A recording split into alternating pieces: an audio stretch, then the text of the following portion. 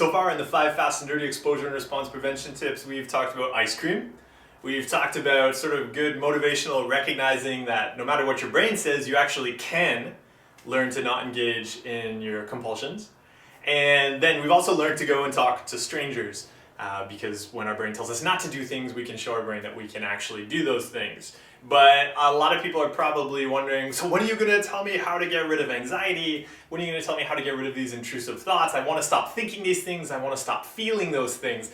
But that kind of is the disorder, is wanting to not feel things. We experience it and we react to it, or we engage in compulsions to try to control it. We do things to make things right, and that's really what creates these problems in our lives. And what's helpful is recognizing that the pain is not the problem. And there I'm looking at anxiety as a type of pain. Anxiety is a pain we experience.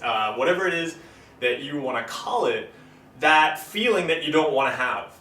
And the tip here is really to start to recognize that that's not the problem.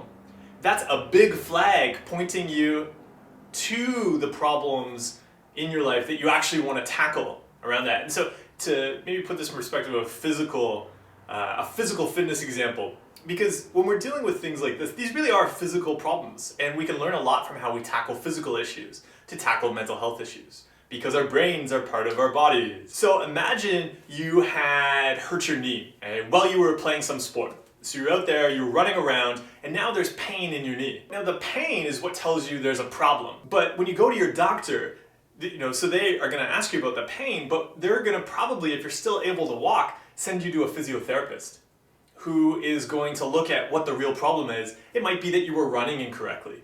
And so that's caused some different rubbing, all those weird things that are in your knee, and now things are running and things are rubbing and things are inflamed, and now that's causing all sorts of problems. And you experience that as pain.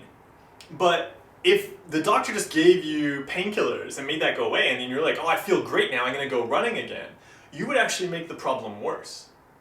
Right? Potentially injuring yourself to an even greater degree, to a point that you might not be able to run again. And so, pain is what says, hey, there's a problem here, and brings you in to get help. But tackling the pain isn't what's going to give you the long-term solution. Right? The pain is a symptom, it's not the problem. If you went to the physiotherapist about that pain, they might show you a bunch of exercises so you could change the way that you were running, and probably some things are weak in there, so they're going to show you how to strengthen those particular areas to give some more cushion, some more strength and stability around the knee. And that's going to help you over a period of time, because it probably was many, many years of doing something in an unhealthy way that's now caused that pain. It's going to take time to build up your strength and build up the stability in that knee again. And it might be useful to take some painkillers while you're doing those exercises to rehabilitate your knee. But it's the fact that the solution to the problem, the long-term solution to the problem, has nothing really to do with the pain.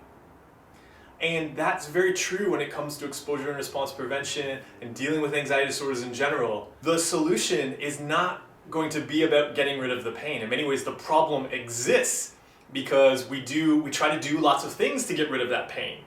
And before we know it, we're just experiencing the pain all of the time. And doing that is very difficult. And like in that example there I just described with dealing with the knee, that person, to get help with their knee, goes and sees multiple professionals who see that all of the time. And that's really something you want to do. You want to make sure you're reaching out to somebody who can actually help you work through this process, because your brain is going to try to get you to do all sorts of things. It's going to hit you from all different sides with different reasons why you should keep engaging in your compulsions. So really reach out and find help, because somebody who's experienced in recovery can really help you navigate the healthy actions to take when your brain is not on your side.